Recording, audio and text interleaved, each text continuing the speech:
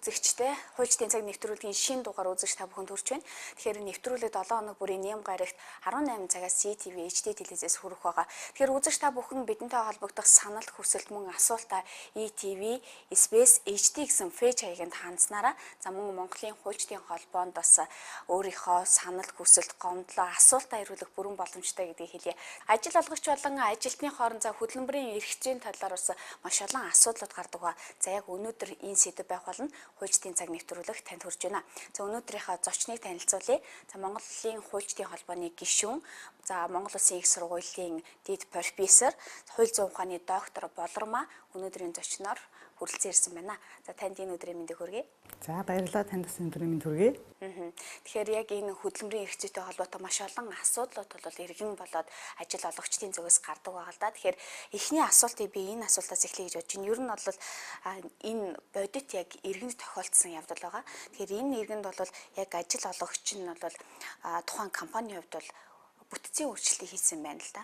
Бүтцийн өөрчлөлт хийхдээ ажил олгогч нь тухайн иргэнийг та бол өөрөө ингээд өргөдлөө өгч гарах юм бол танд ажилгүйдлийн тэтгэмжийг өгнө.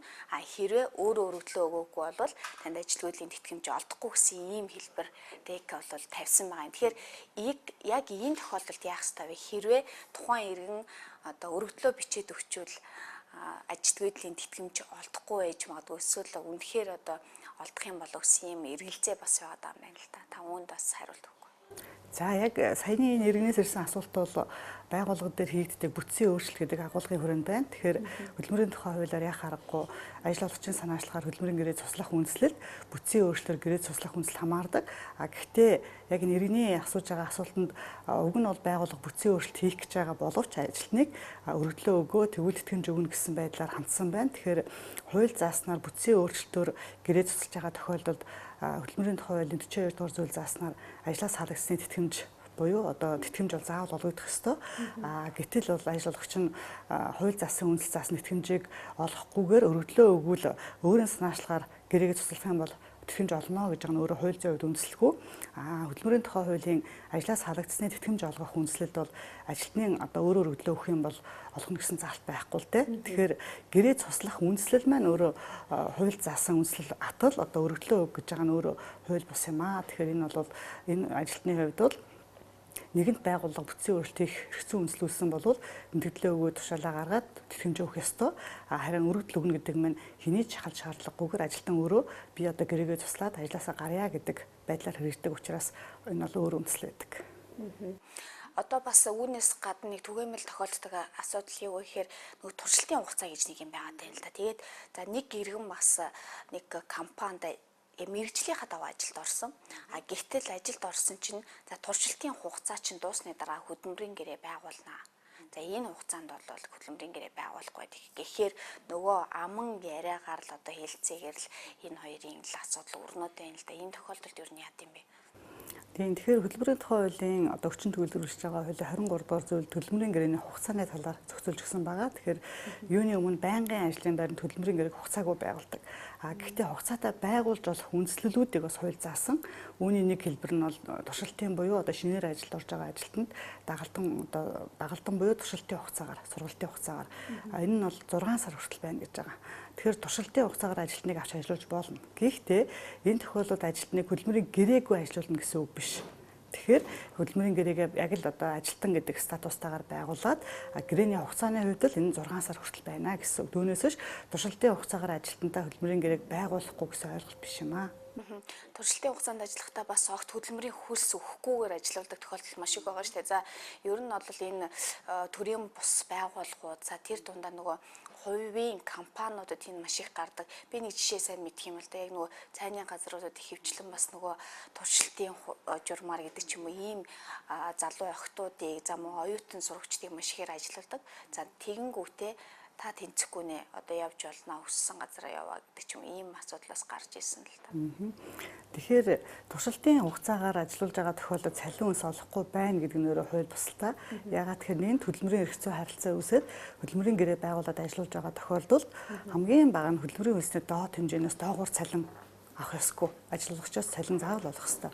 Тэгэхээр 17 оны 1 сарын 1-ээс дагаж бүрдэж байгаа хуулиар хөдөлмөрийн ажлын доод хэмжээ 240 мянга болсон. Тэгэхээр туршилтын ажилтнтай, сургалтын ажилтнтай, ер нь хөдөлмөрийн гэрээгээр ажиллаж байгаа ажилтнуудын хувьд бол хөдөлмөрийн үндэсний доод хэмжээнээс доогуур цалинжуулж ажиллаж болохгүй гэсэн хуулийн зарчмын дагуу явах ёстой.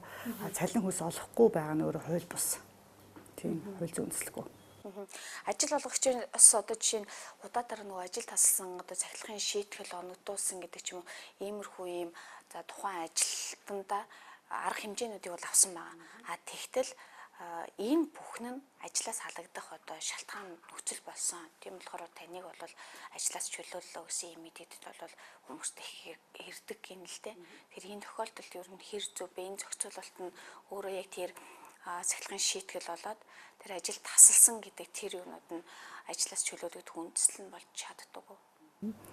Яг нь ерөн зөвөр судлаад үзэхэд шүүхээр шийдэгдэж байгаа хөдөлмөрийн маргааны дийлийнх нь ажлаас буруу халлаа. Тийм учраас өмнөх ажил тэргүүлэн тогтоолгоё гэдэг шаардлага бүхий маргаан байдаг л да.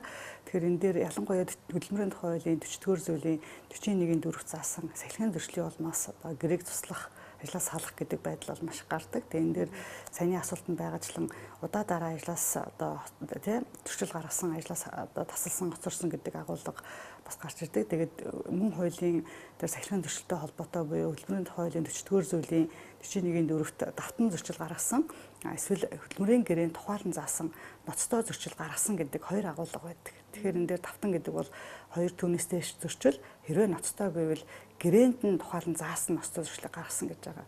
Мөн хуулийн 134 зүйлд сахилгын шийтгэлийн хэлбэрүүдийг болчилсан. Сануулгах, үндсэн цалин 3 сар хүртэл 20 хүртэл хувиар бууруулах, ажлаас салах. Практикээр бол энэ 3 одоо хэлбэрээс өөрөөр албан тушаал бууруулах гэдэг ч юм уу одоо хууль байхгүй хэлбэрийн шийтгэлийг ногдуулах байдал их байдаг. Энэ өөрөө хууль зүйн үндэслэг байдаг. Яг та сая хэллээ нөгөө албан тушаал бууруулах гэдэг. Тэгэхээр яг энэ иргэний хувьд ч гэсэн ажил дээр нь одоо энэ удаа дараа давтагдсан учраас гээд албан тушаалаас нь бууруулсан юм тохиолдол гарсан байна л да. Тэгэхээр энэ бол яг хуулийн дагуу. Тийм. Тэгэхээр түрүүний миний хэлсэн хөдөлмөрийн тухай хуулийн 134 зүйлд заасанчлан сахилгын шийтгэлийн 3 хэлбэрт бол энэ албан тушаал бууруулах гэдэг ойлголт өөрөө хуульчлагдаагүй. Энэ бол сахилгын шийтгэлийн хэлбэр биш. Тэгэхээр энэ бол хууль зүйн хувьд үндэслэгүй. Тухайн иргэний хувьд хэрвээ одоо ийм тушаал шийдвэр гараад эс зөвшөөрөх юм бол хөдөлмөрийн тухай хуулийн 128 дугаар зүйлийн 1-7 зааснаар одоо шүүхт хандах хэрэгтэй. Энэ тушаалыг хүчингүй болгох хэрэгтэй гэсэн ийм агуулга. Энэ хөдөлмөрийн гэрээн дээр бас иргэдийн нэг анхаардаггүй зүйл нь юу гэхээр гэрээ байгуулахдаа тий ихэвчлэн гэрээг нэг уншид танилцаагүй алуу утас материалыг замаа энийг уншид танилцаа гарын үсгээ зураа гэж хэлэхээр уншихаас одоо төвшөөд юм эсвэл ямар нэгэн шалтгааны улмаас хөдөлмөрийн гэрээгээ сайдар уншдаггүй юм байна л да. Энийг бол яг амын яриагаар иргэд хоорондоо их ярьж байгааг би сонссон. Тэгэхээр энээс болоод юм эсвэл нөгөө миний гэрээнд юу тусгагдсан бэ? Би ямар эрх үүрэгтэй вэ гэдгийг иргэд сайн мэддэг юм болов уу? Үүний дараа бас асуудал их гараад идэм болов уу гэж боддیں۔ Тэгэхээр яг энэ хөдөлмөрийн гэрээ байгуулахтай холбоотойгоор иргэдийн зүгээс хамгийн их асуудаг, хамгийн тулгамдсан асуудал нь юу гэдэг вэ? Тийм. Тэгэхээр юутаач хөдөлмөрийн гэрээг заавал бичгээр байгуулах ёстой юу? Амаар хийж болох уу гэдэг асуудал бас их гардаг л да. Тэгэхээр хөдөлмөрийн тухай хууль зааснаар хөдөлмөрийн гэрээг бол заавал бичгээр байгуулах ёстой.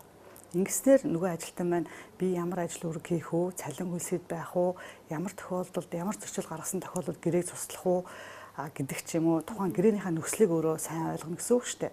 Тэгэхээр юутаач хамгийн их төвөөрөмөл тавьдаг асуулт бол намайг ингээд ажилд авсан. Гэхдээ гэрээ байгуулаагүй. Ингээд 6 сар ажиллаулаад халчлаа.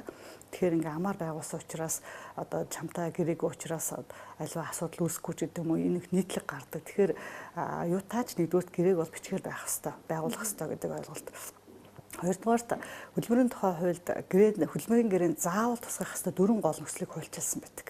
Тэгэхээр энэ 4 нөхцөл миний одоо байгуулсан гэрээнд байна уугүй юу гэдгийг бас нэг шалгаад үзэх зүг байдаг.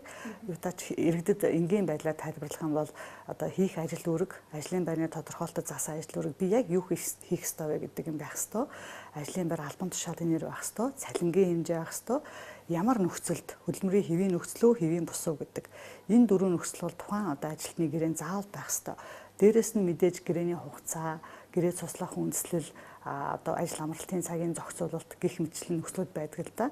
Тэгэхээр ер нь бол иргэд яг та хөдөлмөрийн харилцаанд оролцоод явж байгаа гэрээтэй шүү гэдэг үднээс бас гэрээгээ танилцаад магадгүй тэр хүний хийх ажил үрэгт хамааралгүй агуулгатай заалтууд байж болно шүү дээ. Тэгэхээр энэ бол миний ажилд хамааралгүй ч гэдэг юм уу хоёр талын тохиролцоо гэдэг утгаараас саналаа илэрхийлэх бас эрхтэй л дээ. Тий. Хуульчдын цаг нэвтрүүлэг хүргэлжиж байна. Нөхөө нэвтрүүлгийг Монголын хуульчдын холбоотой хамтран хүргэж байна. Нэвтрүүлгийг 7 хоног бүрийн нэм гарагт үзэж та бүхэнд хүргэх болно. Тэгэхээр нэвтрүүлэг хүргэлжиж байна. Энэ удаад би бас танаас ганц асуулт асуух биш. Ерөнхийдөө бас иргэдийн зүгээс ирсэн асуултуудыг түгээмэл асууж байгаа. За тэр дундаа яг өнөөдөр надтай хамт нэг иргэн ирсэн байгаа. Өөрт тохиолдсон тулгамдсан асуудлын талаар яг мэрэгжлийн хүнээс нь зөвлөгөө тусалцсан авъя, хуулийн зөвлөгөө авъя гэдэг ийм байдлаар ирсэн байгаа. Тэгэхээр энэ хүнд хоёулаа зөвлөгөө тусалцсан өгье тэхөө. Сайн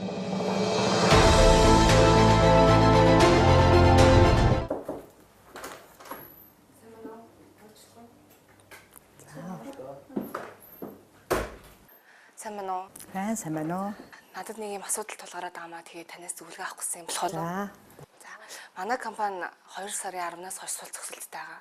Тэгээд тухайн хугацаанд биднэрт ямар ч цалин ус олгогдоогүй. Тэгээд энэ талаар удирдлагуудаа хэлэхлээр бид нар ерөөсөө үйл ажиллагаа явуулаагүй, ямар ч ашиг олоогүй. Тийм болохоор танаас сул зогсолтын мөнгө олохгүй гэдэг байгаа байхгүй юу? Тэгэхээр энэ тохиолдолд яг бид нар яах ёстой юм болоо? Бид нар яг тэр байгууллагын сул зогсолтын үед ямар ч цалин ус авахгүй байх ёстой юу? Энэ талаар та надад зөвлөгөө өгөөч. За. Тэгэхээр юутаач сул зогсол гэдэг маань мэдээж яг практик дээр материал түүхийн эдийн тасалдал доголдол байхгүй байх гэдэг юм уу? Таны саяны ясны нөхцлөөс та нараас хамаагүйгээр бий болсон ойлголтыг хэлнэ л дээ. Ажилтнаа ажил дүргээ гүйцэтгэх боломжгүй байгаа. Тэгэхээр нэгэнт сул зогсол болсон бол хөдөлмөрийн тухай хууль зааснаар сул зогсолтын олгуур гэдэг ойлголт бол ажилтнанд олгогдох ёстой. Ажлаа хийгээгүй гэсэн олгуур. Тэгэхээр олгуурын хэмжээг хөдөлмөрийн тухай хуульд зааж өгсөн байгаа. Мөн хуулийн 56 дугаар зүйлд үндсэн цалингийн 60%-аас багагүй байх ёстой. Гэхдээ энэ одоо хувь хэмжээ маань хөдөлмөрийн үнсний доод хэмжээнээс бага байх ёсгүй. Тий. Тэгэхээр одоо ажил олгогчоос бол та бүхэнд юу ч хийгээгүй учраас өгөх ёсгүй гэдэг нь хууль зөвд үндэслэхгүй. Ажилтнуудын хувьд сул зогсолтын олгоороо шаардах хэрэгтэй байна. За баярлалаа. Тэгвэл бид нэр л авах боломжтой юм байна тий. За баярлалаа. 2 сар гарan ажилласан юм а. Тэгээд одоо ажлын байраас солих гэсэн. Тэгээд урд нь сард 2 удаа цалингаа өгдөг гэсэн. Одоо сүүлийн 2 сар ерөөс цалингаа өгсөнгүй. Бараг өнөөдөртөө 3 дахь сар болж байна. Тэгээд энэ талаар та зөвлөгөө өгөөч. За. Тэгэхээр хөдөлмөрийн тухай хууль зааснаар цалин хөлс бол хөдөлмөрийн гэрээнд заавал тусгах гол нөхцөл нэг байдаг. Нэгдүгээрт, хоёрдугаарт таны саяны асуултаас харахад цалинг сард 2 удаа олгоно гэд танаа гэрээнд заасан байгаа юм байна.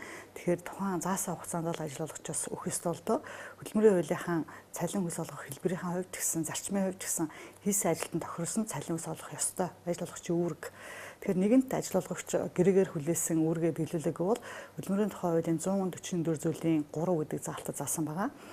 Цалин тогтоосон хугацаанд олгоогүй байх юм бол хугацаа хэтрүүлсэн хожимдуулсан хоног тутамд 0.3% алдангийг шүүх ногдуулж ажил олгогчид ажилтнанд олгоно гэд. Тэгэхээр бол алдангаа шаардах их бол байх нь шүү дээ. Цалингаа дээрэс нь хугацаа хэтрүүлсэн хоног тутам одоо 0.3% алданг. Ажил олгогч бол заавал цалин тогтоосон хугацаанд олгох үүрэгтэй.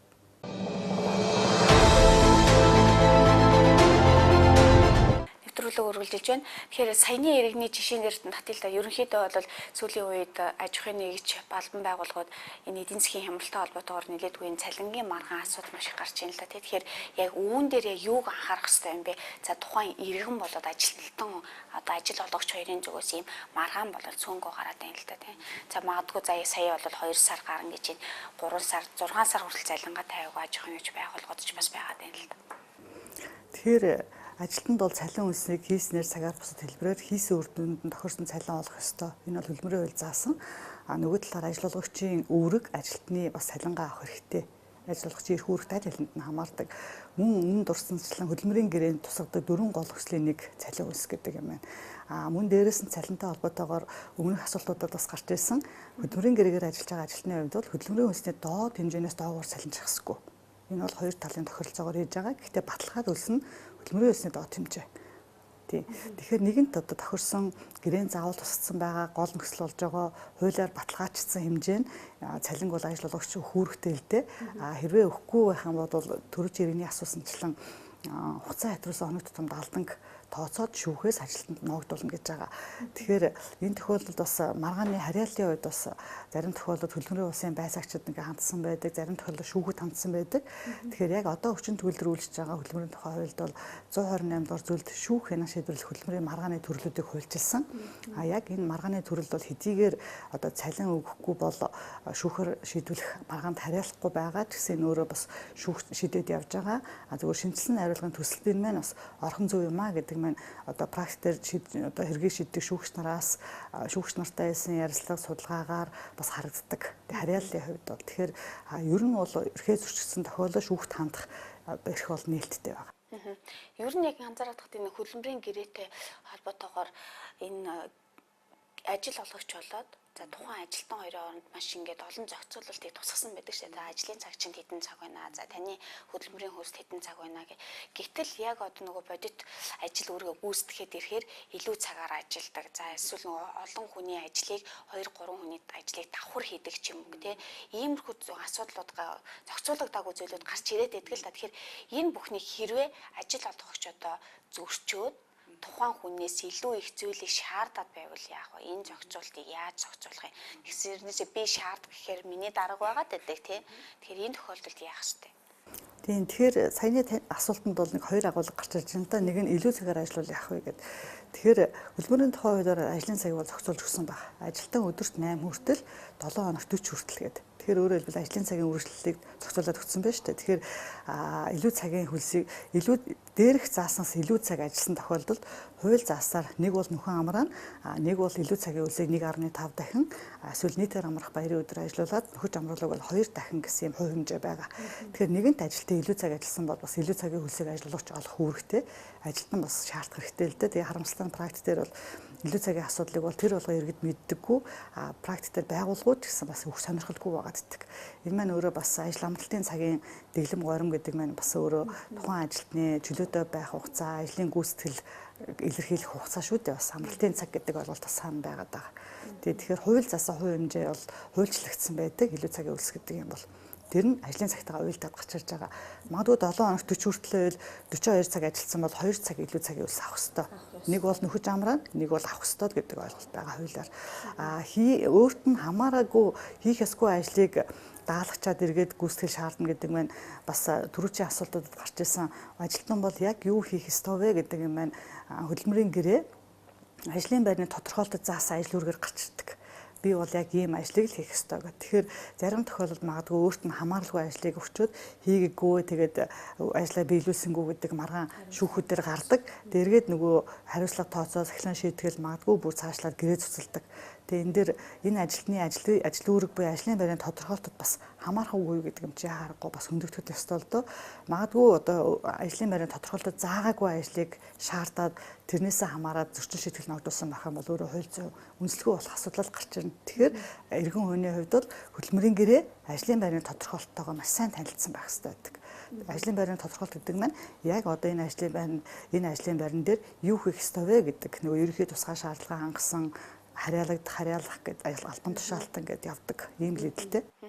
Тэгэхээр яг энэ хөдөлмөрийн эрх зүйтэй холбоотойгоор маш олон ингээд ярилцах сэдвүүд байгаа даа л да. Тэгэхээр яг энэ бүхнийг энгийн иргэд бас нэвтрүүлэгт асуултаа ирүүлээгүй ч гэсэн асуух олон зүйл байгаа гэдэг. За түүнийг ингээд өөр тулгамдсан асуудал шийдвэрлэхийн тулд хаана хандхаа хэрхэн одоо юунаас эхлэхээ бол мэдтгүү л дээ. Тэгэхээр энэ иргэд юу н хэнд хандах ёстой юм бэ? Хаана очих вэ?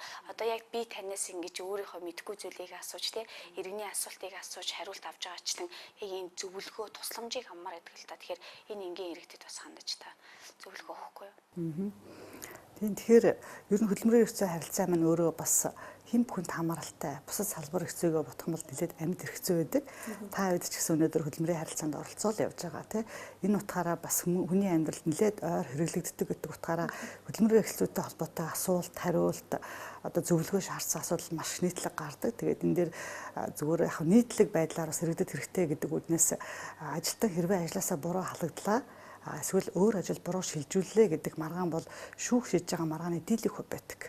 Тэгэхээр энэ тохиолдолд иргэд тушаал шийдвэрээ хүлээж авсан өдрөөс хойш 1 сарын дотор шүүхт хандах хэрэгтэй байдаг. Тийм. Тэгэхээр энэ бол өөрөө хугацаа бол маш чухал. Альва маргааны шүүхэр шийдэхэд зарим тохиолдолд амьдрал баялаг учраас иргэд хөдөлмөрийн улсын байцаагчтай хандах эсвэл тэр тээврийн тушаал шийдвэр гаргаад гэрээгээ цуцлсан байгаа ажил олгогчтой хандах бүр одоо юу гэдэг одоо магадгүй зүгээр амьдрал баялаг учраас өөр олон байгууллагууд хандаад явцсан юм байдаг. Тэгээ энэ цаана нөгөө шүүхүүд хандах хүн хэлц хугацаа хэтрэх ийм бас асуудал гарч ирдэг учраас нийтлэг одоо буруу халлаа, буруу шилжүүллээ гэдэг маань хөдөлмөрийн тухай хуулийн 128 дор зүйл зааснаар шүүх харьяалан шийдэх маргаан учраас өөр хаан чандахгүй шүүхийн маргаан ямаа гэдгийг бас хэлхэн зүг бахаа гэж бодож байна. Тэгээд бас Монголын хуульчдын холбоонд хандаад бас энэ талаар зөвлөгөө мэдээлэл бас авч болно гэдэг хэлхэн зүг бахаа.